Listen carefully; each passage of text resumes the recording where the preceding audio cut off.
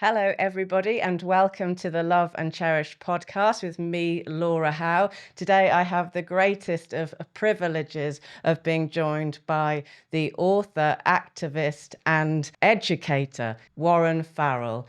Welcome, Warren. Thank you. I'm really looking forward to sharing our thoughts together. I should say my husband and I found Warren in 2019, very quickly after the release of his book, The Boy Crisis. We came to you as a result of Jordan Peterson. Jordan Peterson obviously had you on his great podcast and interviewed you on the subject of the book. And we had a 4-year-old, I believe, at the time, and we were quite eagerly making our way through books about child rearing and particularly how best to raise boys.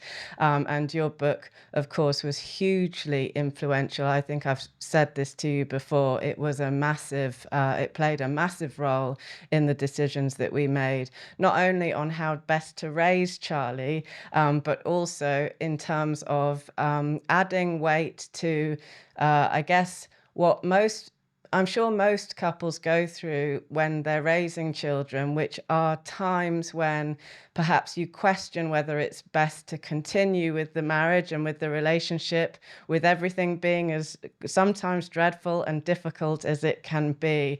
And yes, it was very much your influential work was part of keeping us actually together. May I ask you, was there any part of the book that you feel was particularly helpful to helping you understand each other and keeping you together? Well, I spoke to Russell earlier, and he was saying that he found your book so helpful because he felt as a father that no one was saying what you said, you have been saying, and he found it. He felt that the sort of the feeling of the era, and perhaps that still continues today, is that fathers are replaceable or dispensable. And Mhm. you were so influential for him in that you convinced him. I think this is the most important thing, that you Mhm. convinced him that he had deep and great value as a father, and that it was important that he stuck around to do what he could do best. And I do Yeah. wonder, and I've not spoken to him directly about this. I'll talk to him about it afterwards. But I wonder if, because of the problems we were having as a couple at the time, if he had not read your book, if he had not been helped to understand his value, that might have that what am I trying to say? That I wonder if that was another reason to stay, because you spoke to the heart of him, Yeah. Yeah. the father's heart, or himself, as I'm not wording it very well, but I do wonder if there's some real profound truth to that we really do have you to thank in some ways, because you steadied us.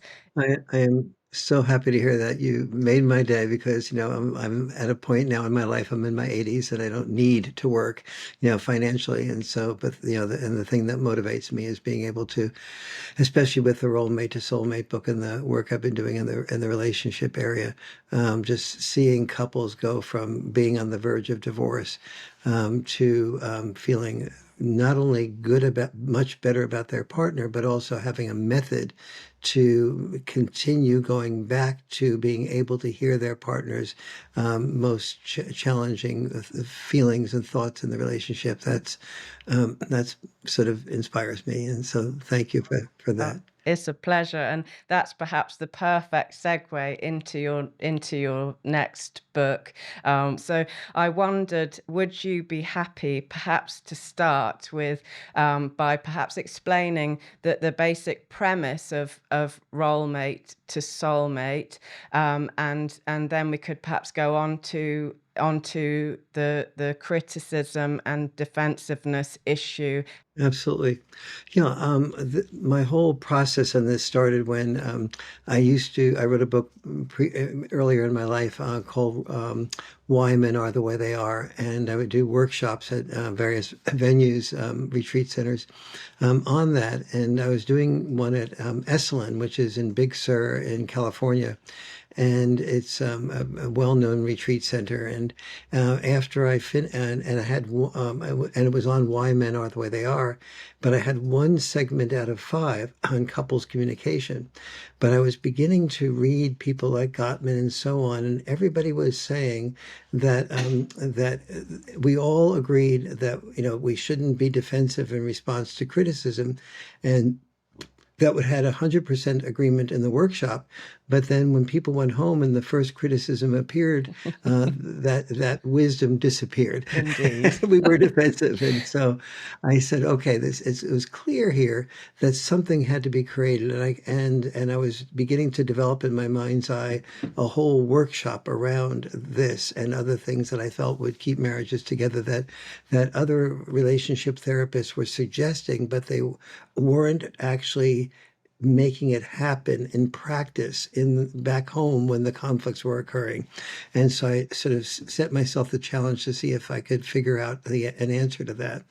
And so somebody, this was back in the day of letters, when people, if for people who are younger, this was when something came through a mail and it was addressed to you and it wasn't from a company asking you for something. That was called a letter. That's so funny that you know that you need to explain that. I've forgotten that you'd need to explain that because I was there.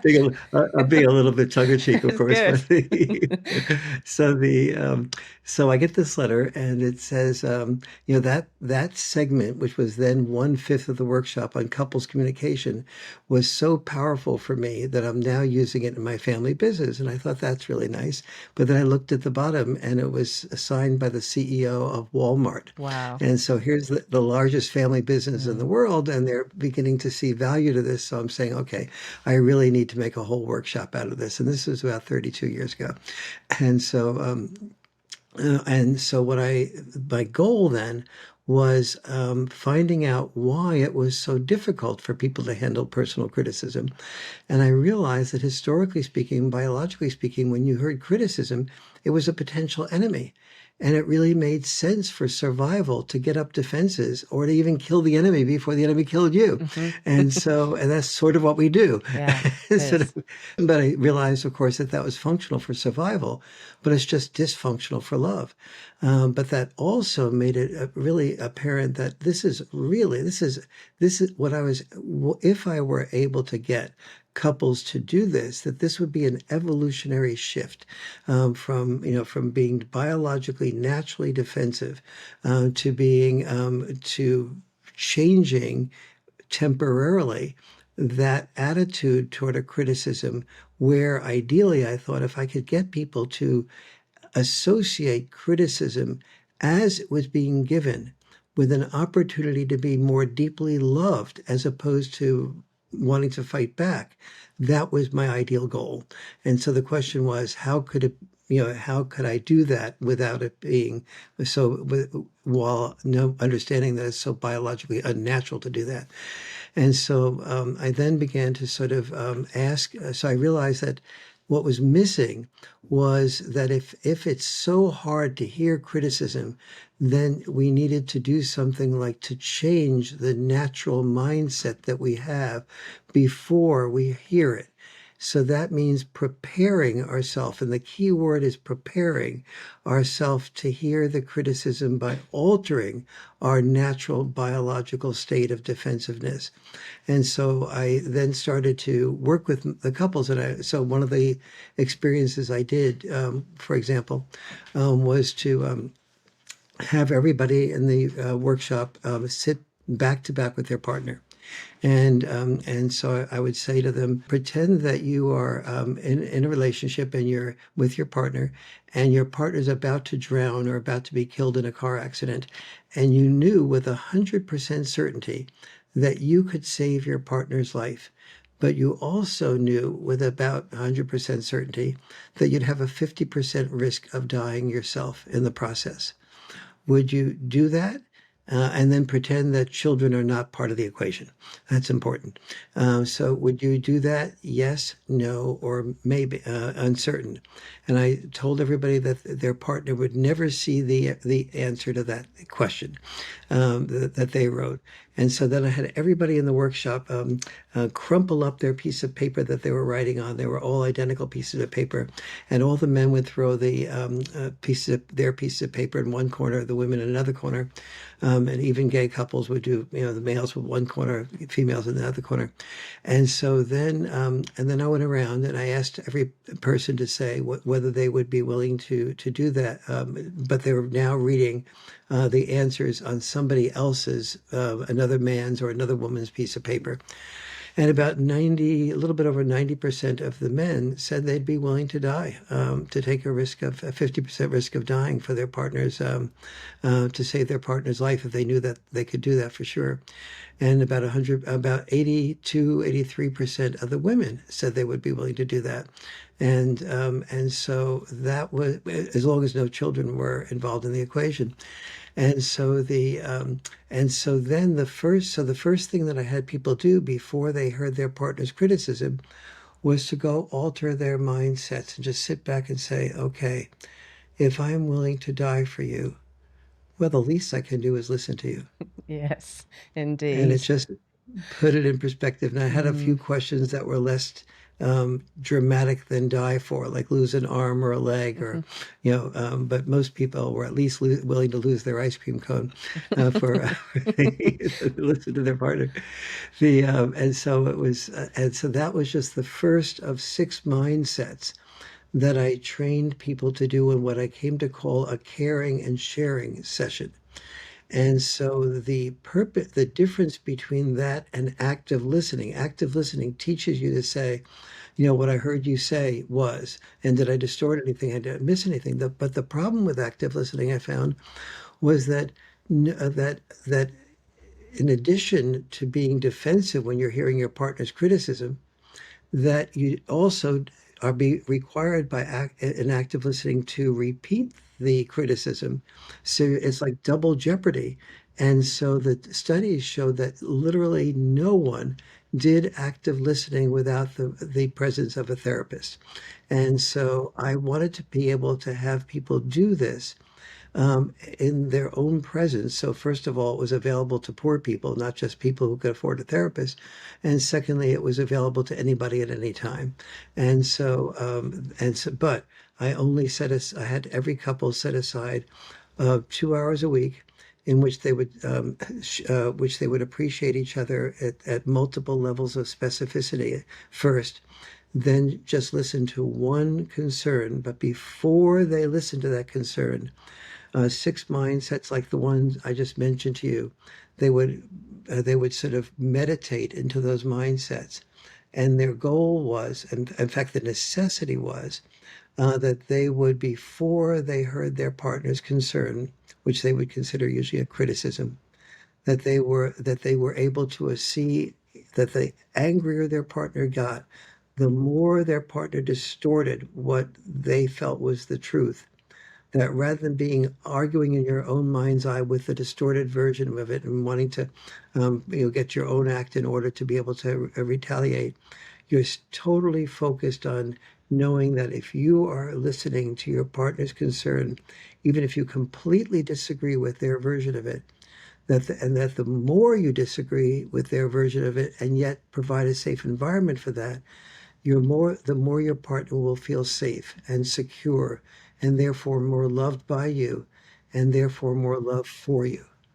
And that meant that you were able to see that the angrier your partner was, that when you hold out there and you support them to express what their feelings are, that you are going to increase the amount of love they have for you and you have for them, and that they feel from you.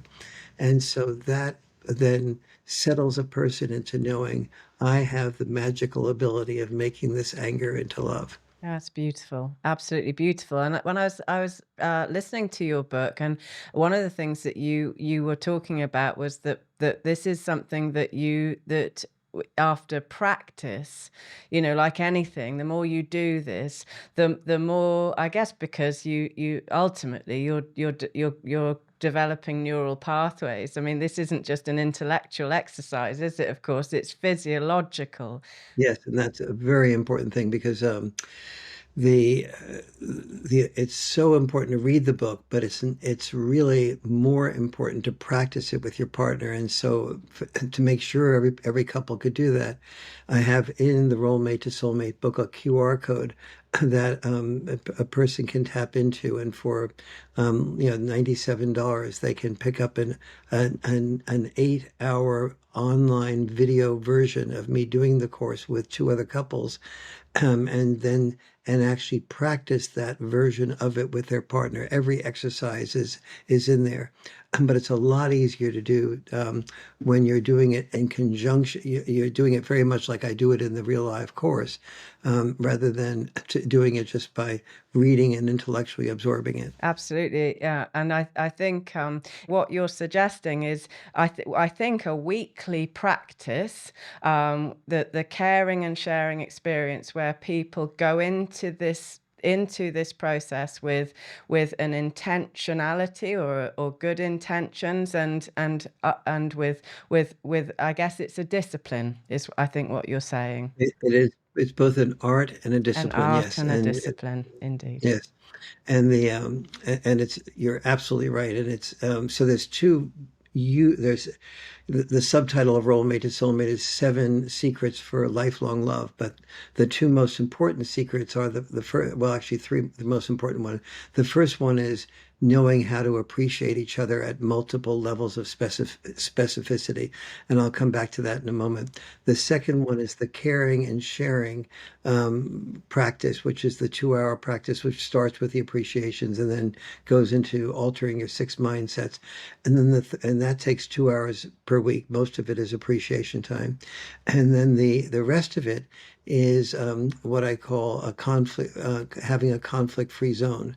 So once a couple sees that their partner can, with preparation, have a 100% likelihood of really hearing them well and leaving them feeling understood and not defensive, then if a criticism comes up during the week, which it inevitably will if you're together a fair amount, and then you have the ability to visualize that I can respond quickly to this criticism now. My partner says, "Gee, I wish you had put the dishes in the dishwasher rather than left them in the sink," and you respond, but and go and say, "Well, you didn't put the dishes in the dishwasher the other day, and I just did it for you rather than being so petty and bringing it up as an issue, and then before you know it, it's up. Well, Yeah. you did that with this, well, we're going at it, and so on, and before you know it, it's so the first step is of the conflict-free zone is once you've had the experience of your partner hearing you non-defensively. You now have the choice. You can either respond to what you perceive as a criticism, why don't you put the dishes into the sink immediately, and that will probably escalate into a conflict. Or if you're upset about it, bring it up during that caring and sharing time, and your partner will have a 100% chance of hearing you well and effectively. And so what do you do what do you do with the anger inside of you between then and caring and sharing time? I have a series of steps that you can take. One of those is journaling. Take what just happened and write it down in your journal. And when you write it down in your journal, make sure that the first thing you do is write down all the ways that you're right and your partner is 100% wrong. That's what I call the self-righteous stage. And then you go through it in increments, and you get to, well, one thing maybe that my partner said that has some value to it, a little condescension zone, and then a few things, and then you end up writing it from your partner's perspective, as if your partner is writing it. And so there's a number of steps like that to sustain the conflict-free zone until you get to the caring and the time for the caring and sharing. And if you do that and you're still upset, I explain a way of moving up the conflict-free zone so it's closer to the time of your upset. Well, I think it's wonderful, Warren. I mean, I must say this is a sort of self-disclosure here in that we as a couple have worked out that the caring and sharing, we call it check-ins. So we regularly have these check-ins where we go over anything that we're unhappy about and we talk about the relationship in general. So we worked out that that in order to not be just roommates or housemates, or as you say, role mates, that kind of practice produces an emotional marriage, an emotional connection that is sustained and develops trust and bonding that's been quite beautiful. But what I have never heard is the concept of the conflict-free zone. And the minute I read it the other day, I just thought that is just such a good idea. And I'm so guilty of perhaps peppering our relationship with negativity, perhaps in ways that are harmful. And I shouldn't imagine I'm the only man or woman out there doing that. So I love this idea that you've produced or created, where you have these specified times where you do go towards the difficult stuff, but you have these boundaries around that, and that makes you can sort of relax then, can't you, for the rest of the time, and focus on perhaps implementing attitudes of gratitude and warmth and, positivity, knowing that there is going to be that time coming where you can address the things that you also need to address in order to keep the relationship in a good place. Yeah, so what a great idea. And thank you very much. The one of the things I was mentioning a few minutes ago was the appreciations, and that the appreciations um, are both an art and a discipline also. And so most people will say something like, "Oh, sweetie, that was a nice meal you cooked," and that's and that's appreciated. But it's so much more appreciated if you say something like, "That was a wonderful chicken you cooked. How did you cook the chicken and get the skin so crisp? It was so delicious."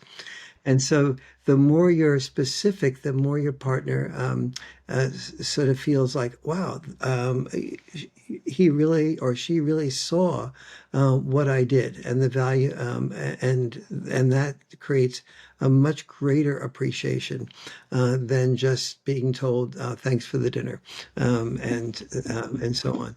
And also what I said, the art and discipline of appreciating, that's a little bit of the discipline of it, of being very specific. But also the art might be something, having fun with it. I have a section in the Roommate to Soulmate book called "Couples That Play Together Stay Together," and so there's so many ways of playing, even in appreciating. Like um, one of the places I teach is at a place called Esalen in Big Sur, and the road on Big Sur is Highway 1, and it's an extremely curvy and dangerous road, or not extremely so, but it's curvy and could be dangerous if you're not paying attention. And so I suggest to people in the workshop doing something along the lines of putting a ticket on their partner's car. And so then the partner goes to sort of look at the car, and it's like there's a little anxiety. And then she or he picks up the ticket, and the ticket says, "Thanks for driving me to Esalen while I drove you crazy by telling you, oh, be careful here, be careful there," that type of thing. And so the art of that appreciation is that as an appreciation that creates a little bit of difference, a little bit of anxiety, remains in the mind longer than one that doesn't create any. And of course, there can be teasing and playing like that can go too far. So part of learning about each other is learning how much teasing is a positive and how much teasing is a negative, and that type of thing. And so those are, but the appreciation is so important because it's what I call filling the reservoir of love. If you don't feel appreciated by your partner, there's no incentive to do the caring and sharing. Who wants to really, do a 2 hours with somebody and hear their criticism when you don't feel appreciated by them? So the first thing that one needs to do is to learn the art and discipline of appreciating our partners. Absolutely. Absolutely right. And I guess as you say, that's a discipline too, isn't it? There's an intentionality about that, and that arguably is part of a wisdom, the wisdom of relational health. That ideally along the way you work out as somebody who wants to do well in life, that your relationships don't become great just on their own. You really do need to throw your consciousness at it. You need to become mindful of the relationship and of your spouse and what they enjoy. And complimenting is such a inexpensive, actually quite easy thing to become good at. It's a generosity, isn't it, to notice the things that your partner, the way that your partner is, their character, the things that they do. I mean, all the information is there if we would just slow down and pay attention. And I think that there's a lovely balance between what you're suggesting here, in that if you can be, if through the practice of caring and sharing, you can actually manage to address the problems, which is obviously also a vital part, a fundamental part of health, of a relationship being healthy, you develop faith in each other. You develop faith that you can make it through these difficult things. You can fix problems where they arise. And then if you also balance that with these positive behaviors and disciplines, you're massively increasing your chances of success as a couple. And interestingly, I have to say, Warren, a huge amount of the couples that I see, they have almost entirely given up on the process of problem solving as a couple. They find that the defensiveness and reactivity is so dreadful, and the issues that they're bringing seem to my clients to be of so little import to their spouses that they've almost entirely given up, which is just so very sad. So what you're offering here, and what I can see very clearly outlined in your book, is actual solutions to the very real problems that people are facing. Thank you very much. Yes, one of those things that haunts almost every relationship is the natural propensity to do something that I call self-listening. So your partner is beginning to share what is bothering her or him, and you're thinking about, okay, I have a response to that, and you're listening and developing that response in your mind's eye while your partner is talking. Or even you want to, in a more positive way, you're wanting to say, okay, I want to make sure when I share with my partner what I heard her say or him say, that I remember that.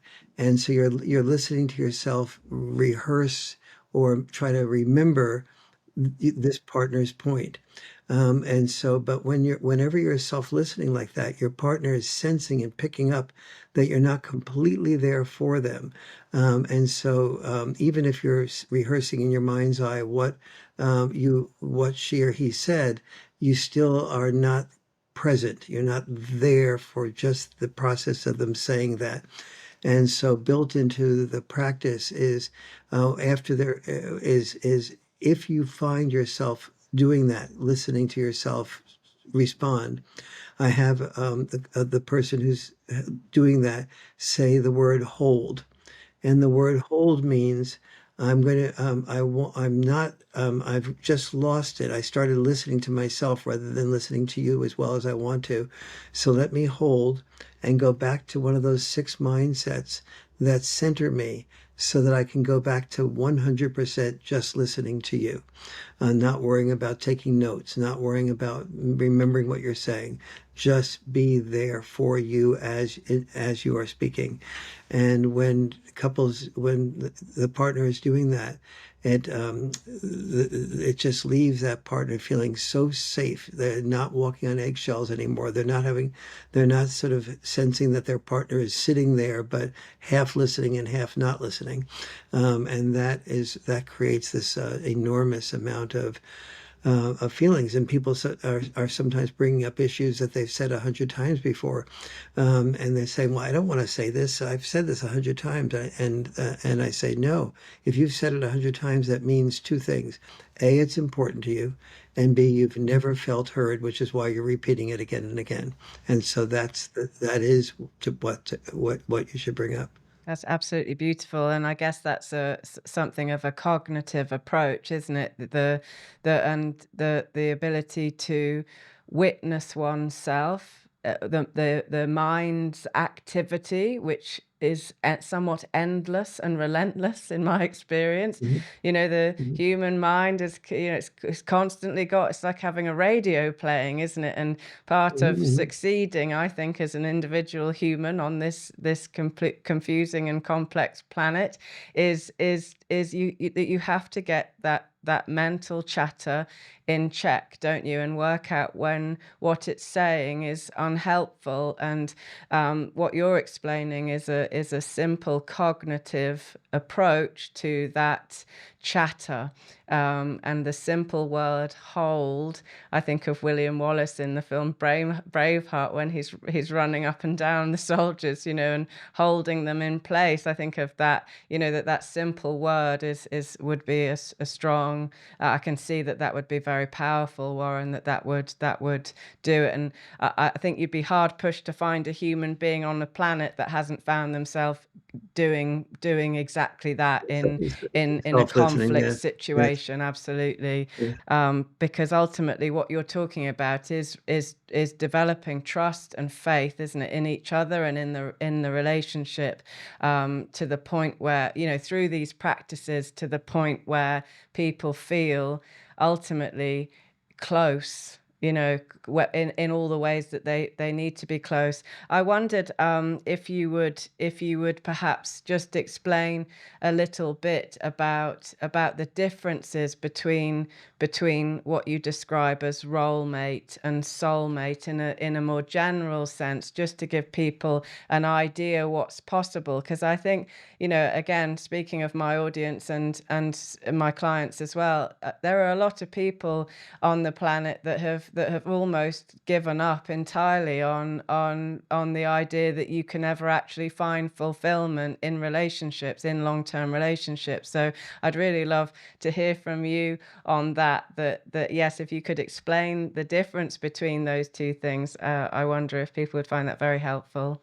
Well, every couple in a relationship should be a role mate, but to be a soulmate is an addition. Like we all, my wife and I, we've been together 31 years, and there's 1,000 things that she knows she does better, and I know, and she knows that I do better. And so we pack the trunk, and I have certain things I can do with that, and et cetera. And so those are great roles, and it makes life more efficient. But that would be to be a soulmate is to know that anytime she's upset or I'm upset, that I have a place to bring it up. And I know with 100% certainty she has a method that can lead her to completely hear me. Means I'm not carrying around in me a whole bunch of feelings that I can't express to her. And I feel therefore connected to her. I feel like her soul and my soul are sort of like, they're not one, but they're so supporting and loving and enhancing each other's. And there's so much knowledge that if either one of us are feeling feelings that are upsetting, that we very soon will have a place to share them, and there's no doubt that we'll be heard. That creates a sort of soulmate feeling, and that's really important because if you think about like I ask one of the questions I ask in my workshops is raise your hand if you feel like you at least, even though you're here to improve your communication, and some of you are about ready to get a divorce or break up, that Raise your hand if you nevertheless feel that you communicate at least better than your parents or your grandparents or your great grandparents. And pretty much everybody says yes, that at least they can say about each other, even though they may not like the way they communicate. And so, but yet the divorce level is as much or greater now than it used to be, for your grandparents. And so why is that? And people go, well, gee, I don't know, but this doesn't, it's sort of counterintuitive to think that, we know or we sense that we communicate at least as well as our grandparents, and they've just said that you do. So then why is the divorces greater? We don't feel like, good communication leads to divorces. And the reason is that the expectations have gotten greater and greater. Our grandparents, their job was to survive, and they said, which till death do us part, for better, for worse. And so if things were terrible, the woman went out and talked to her women friends about how terrible they were, and she got that out of her system. The man went and got drunk, or came home late, or stayed at work, or or stopped at the bar, or did something, or even got involved with the church because the church would appreciate him or him, or the woman got involved with the church. You try to do things in the community that where you felt you'd be appreciated, rather than do things at home where you weren't appreciated. And so those were the sort of responses we had. But now we want more from each other. If, in the old days, if your husband or wife, women, you were hitting your partner physically or even pushing your partner around, you talk to your women friends or get drunk or, that type of thing about it. And now somebody would say to you, no, that's not acceptable. Get out of that relationship. It's not okay that your partner is hitting you. And so the point there being that our relationships today are more conditional, not less conditional. We want more from our partner. We want the soulmate part of a relationship. Our grandparents only needed the survival part, the role mate part. They didn't require more.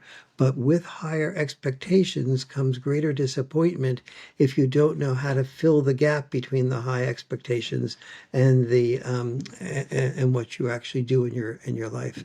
Indeed, and it does mean that we have to actually perhaps more seriously grapple with actually giving what is wanted, and that if I can bring my audience in again, a huge amount of them seem to be in something like stalemate, particularly when it comes to sexual intimacy. So sexual relations, as far as I can gather, things are not good out there, and so a huge amount of my audience, the major complaint is that there has been not enough sexual intimacy, and perhaps the complaints the other way, that people that she doesn't feel that there's enough of an emotional connection, and because of defensiveness, they're not able to actually reconcile these problems. So as you say, there's these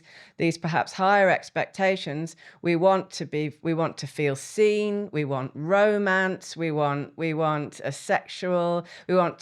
have sexual experiences that are plentiful and fulfilling. So it's quite, whereas as you say, perhaps in the 1930s, I don't know that people had such they didn't have such high hopes for relationships, but we do today. So the task that I have is to try to help couples to kind of work through these problems in communication, and these primal responses, because that's what they are. I mean, it's the base of the brain, isn't it? It's the sort of reptilian part of the brain coming into action, and if we can teach, because I do think a lot of it is psychoeducation. It is teaching people to remain in that pro-social state, remaining open, and keeping cortisol low, low and adrenaline down. You need to be physiologically calm. But what my clients would also say, and my audience would say, is like, that's all great, but if it doesn't result in what I actually want, then all of this stuff is for nothing. So I'm wondering what you have to say on that, Warren. I'm sure my audience would love to hear. So actually want is two dimensions to that. The most what we almost all actually want more than anything else is just to know that we have a place where we can say whatever we want to say and not risk having somebody argue back with us, interrupt us, send us into, sort of like an internal promise that this was hopeless bringing this up. So we all want that safe space, but historically speaking, and the reason I created the Rollmate to Soulmate work was because I didn't see that happening anywhere in reality after people returned home. Yes, I love And that. so that's step number one. Once we have that, there's still so once we feel heard, there's much less need to actually change the actual thing. But so we may feel heard that we want to that our partner really wants to go on a vacation to this type of island, and the other person wants to do it in a sort of go hiking on a mountain rather than going to a resort where they're just swimming and relaxing all day. Yeah. And so you have these types of differences, and so the first thing we all want is to be heard as to why my difference means so much to me. What happens for me when I relax on a vacation? What happens to me when I hike on a vacation? Then there's another part of the Rollmate to Soulmate book, on one of the other 7 secrets, is how to create win-win solutions to our stickiest problems. And so I have so there, and that exercise, each of us, we sit in a pair, and the one person says one possible solution is this, and then keeps repeating that in a sentence completion exercise, and the other person is taking notes as to every possible solution that their partner comes up with, whether they like it or not. And then the partners reverse, and the other takes notes on the possible solutions, and then they rank how much they like each other's solutions, and then they rank how much they like their own solutions, and then they put them together, and the solution possibilities that have the highest number, they start working on whether or not they can actually make that happen in life. And almost everything has a way of, when people really explore it and with that type of openness, almost always has a win-win solution. There are things that don't. Like maybe one person does not want to have children, and another person does want to have children, and one person hates the idea of adopting a child, and et cetera, and the other person wants to adopt a child. So there are things that may lead to a breakup in a relationship because there's something so fundamental there that you'll never agree on. But if you're feeling loved, heard, and seen by your partner, and something as big as children are an issue, having them or not having them, then you balance off, this is a partner that I really feel loved, seen, and heard by. How important is having children to me? And it may be so important that does lead to an amicable breakup. And people with children, it is so crucial. We were talking at the beginning of the show about the Boy Crisis book, and and in the Boy Crisis book, you know that I found that people who experience the boy crisis, the single biggest predictor is a lack of father involvement, or what I call dad deprivation of the boy, leads to the boy crisis. But actually, there's a bigger cause of the boy crisis than dad deprivation, which is poor communication that leads to the couple having tension between them that leads to the divorces, that leads to the dad deprivation, that leads to the boy crisis. So, in a way, the biggest single solution to the boy crisis is this role mate to soulmate method of doing caring and sharing and doing the conflict free zone and learning how to play together and learning how to appreciate each other and learning how to solve your stickiest problems. Absolutely, Warren, and that's kind of why we're doing what we're doing, because it's just I can't think of anything more meaningful than perhaps having a conversation with fellow human beings about how to warm our marriages and long-term relationships up. So much so that's the environment that the children are experiencing. I honestly don't think that there would be much better that we could offer our kids than that general sense of warmth and, as you say, playfulness and Mhm. togetherness. It doesn't need to be perfect because, of course, grown-ups will forever Mhm. fight. There's always going to be sticky subjects and problems, excuse me, that arise. But for a kid to grow up more or less knowing that mum loves, respects, and enjoys dad, and dad loves and respects and enjoys mum, and the peace that comes from that as an individual, because that's the truth for me. I didn't see that as a kid, and it was the goal of my life. I was almost burning up with the drive to see if it could be done. And I have to say that, having more or less achieved it, the sense of peace as an individual that has come from that, it's I consider it to be the masterpiece of my entire existence, Warren.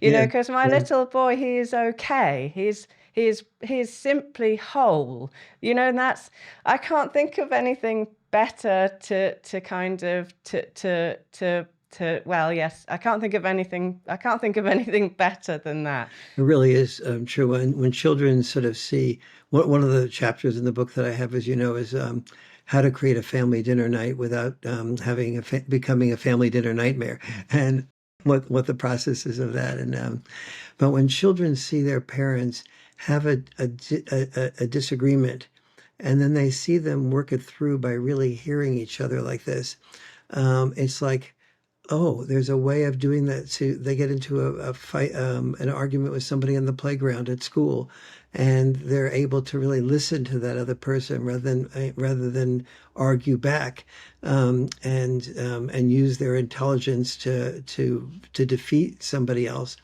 That is what a gift that gives to the children to see an alternative way than what is biologically natural to do to hear somebody else.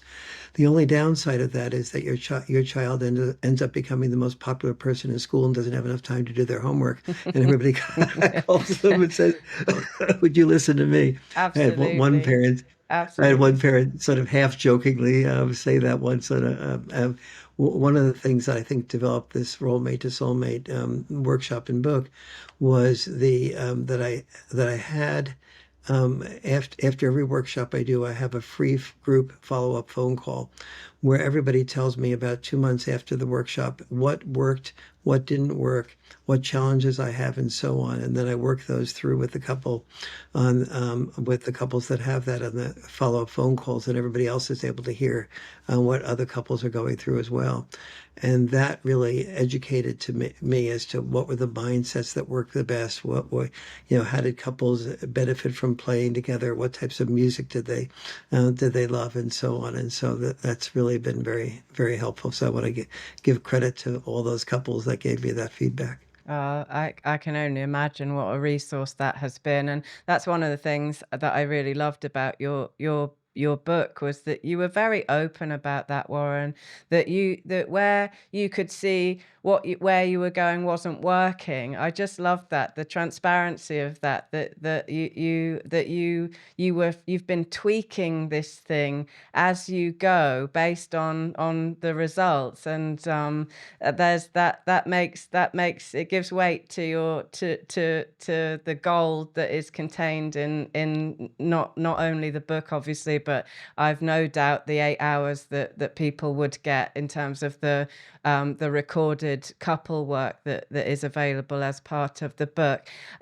So I wondered, I guess the next, if we could finish, just I'm interested to have people know where they could find you. So would the best thing to be that they buy your book and then they can purchase the workshops that you were explaining? Is that the best place for people to find you, or are there other places too? The best way is just do warrenfarrell.com. The Warren is like Warren Buffett without the money, and the Farrell is Farrell. Some people think it's like Will Ferrell, but I'm not that funny. Yes, yes, yes. And so it's Farrell. Just go warrenfarrell.com, and then on there's a tab called Couples Communication, and so that'll give you the live workshops that I'm doing. And then also by far and away the easiest way to get the book is just go on Amazon, or if you're that's probably the fastest and easiest way to get it. And fortunately it's on sale now. And so, but the book itself is not as important as just in the book is a QR code. And in the book, the access to the online video course is less than half the price that it normally is. And so I really wanted to make that even more available than the book itself, because that's what really changes people's lives. If you can afford to fly over to California and come to, Big Sur, or you want to just come over to the United States and go to one of the live workshops. I just finished the last one this year, and I'm doing the next one in April 10th through 13th. That would be wonderful. I do have a few people come over each workshop from Germany or England or France, and so it's always a pleasure to have those people there. I imagine that's such a fascinating experience, and quite a large amount of my clients are over in America now. So for some of my clients, it wouldn't be that far, Warren. So hopefully this will spark people's interest, because well, I've no doubt that it will, because there is nothing more painful than the kind of emotional standoff that I see so many people and clients, that place that they get into where it's become so painful to discuss things that they've just, that this huge sort of chasm has opened up between them, and I don't think there's anything more lonely than that. I sometimes wonder if it would actually be less painful to be on your own than to be with someone that you can't reach. I must encourage everybody, if you haven't already looked into Warren Farrell, the great man that is in front of you today, I would encourage you to do so, because it really is a very humbling experience. Warren, you have been working diligently since the 1960s, I believe. Your career, your time on the front lines, doing the things that you've been doing, advocating for men, advocating for boys, advocating for families as well. The heart that you have in terms of trying to help men and women to develop relationships where they feel safe and secure and valued is really, really very humbling and tremendous.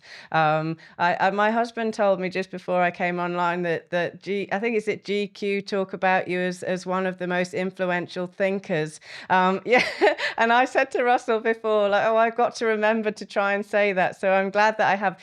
If I've worded it wrong, please, you probably don't want to correct me. I'm sure I'm embarrassing you massively, but when he said that, I thought that's so well earned. And the last thing that I want to say is that everything that you have done has been with a tremendous amount of cultural pushback and, dare I say it, hostility, which makes what you've done and your commitment to these courses the more tremendous still. So really, from the bottom of my heart, certainly, Warren, I really do want to say thank you for everything that you've done, and I've no doubt will continue to do. Well, thank you. And it comes, you have absorbed it in a way.